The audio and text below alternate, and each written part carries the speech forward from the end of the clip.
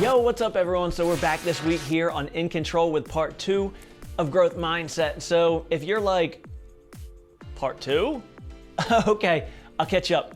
We talked about how a mindset is a way of thinking or a set of beliefs that you might have. And there's this one called a fixed mindset. So a fixed mindset means that you believe that you were born with a set of skills and that's all you've got for life. Like you can't get good at anything if you weren't born with that skill or that characteristic.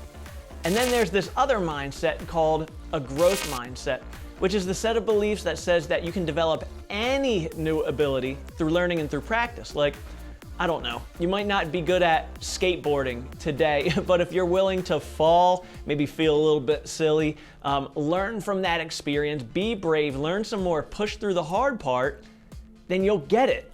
And so you might be sitting there right now and you're like, you have never seen how bad I am at, I don't know, fill in the blank with whatever it is that you're bad at. Or maybe you're thinking like, yeah, that sounds nice and all that. You can get good at whatever you want, but I've struggled in, let's say, math class since the 2nd grade. And you might be thinking, I'm never in a million years gonna be good at that.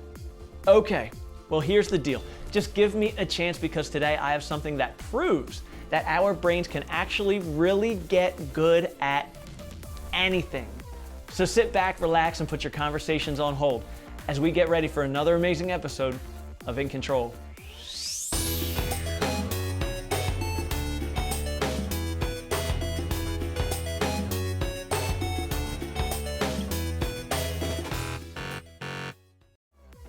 Okay, so do you guys want to learn a word that's going to make you sound like so smart? Okay, it's called neuroplasticity, and on the count of 3, I want you to say neuroplasticity. Ready? 1, 2, 3. Okay, I know there's probably only like 39% of you guys that said it. I may or may not have either. I get that. But anyway, back to the word that we want to talk about today, and that is called neuroplasticity. So here's the scientific definition of neuroplasticity.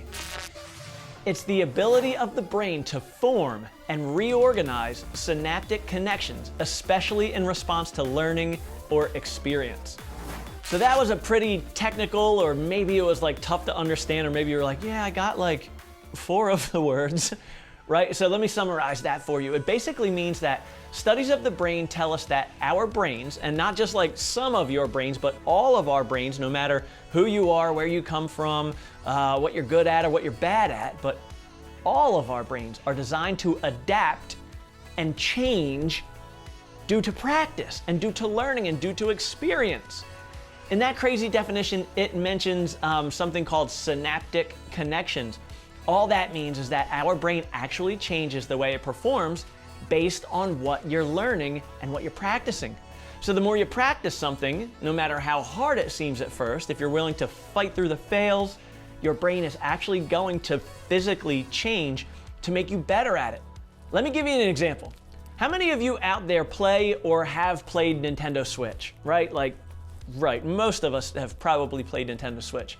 So there's this game that I love playing, it's Mario Deluxe U, and there's this level and challenge mode called Mini Mountaineer, right? And the first time I played it, and you might relate to this, I fell right into the hole that I wasn't supposed to fall into immediately, and I died. So I was like, okay, let's try that again.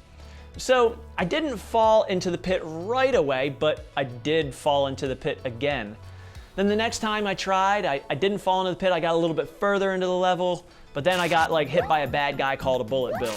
And then I was stuck on this other part for like what felt like an eternity. And then I got frustrated and I finally got a little bit further. And after like 67 tries and a lot of frustration, I hung in there, but I finally beat the level. How, you ask? Because of neuroplasticity. I wasn't afraid of failing, learning from the failure and going back at it. My brain, just like I told you earlier, adapted to what it learned from the failures, and it helped me to accomplish the thing. And the same is true in anything else that you do, like math or science, reading, working on bikes, I don't know, learning how to do hair, extremely hard math and science classes, molecular biology, physics, politics, how to be a better friend, or anything else that you are willing to fight through. So here's my challenge to you today. Talk about this with your class. Ask yourself and each other, what do you tell yourself when you're bad at something? What is the thing that you avoid because you hate that feeling of being bad at it? Are you taking the easy way out by just using a fixed mindset? Are you saying, I am just bad at math and that's how I was born and I'm never going to be good at it? Or are you using that excuse in just little simple things around the house or in your life, like, I don't know how to play chess, I'm never going to understand that? Well, here's the deal. What would your middle school life look like and your future life look like if you dropped that fixed mindset stuff and you started using a growth mindset? How might your life change if you said to yourself, I don't get algebra yet, or I don't understand science yet, but I know that if I fight through the fails, I'll learn from it. I'll get help from my teacher or my mentor, and I will get it because I know that that's the way, that no matter what, that's just how my brain works. I can be a better math student, son, daughter, friend, brother, sister, skateboarder, basketball player, YouTuber, encourager, or anything else I want to be, because I know that my brain is going to change the more I get brave and try. Well, middle school friends, I got to say that I'm excited to see this transformation, and we really believe in you, and we're here to help you fight through those fails, and we're excited to see what you become on the other side. We'll see you next time when we finish our conversation here on In Control, all about growth mindset.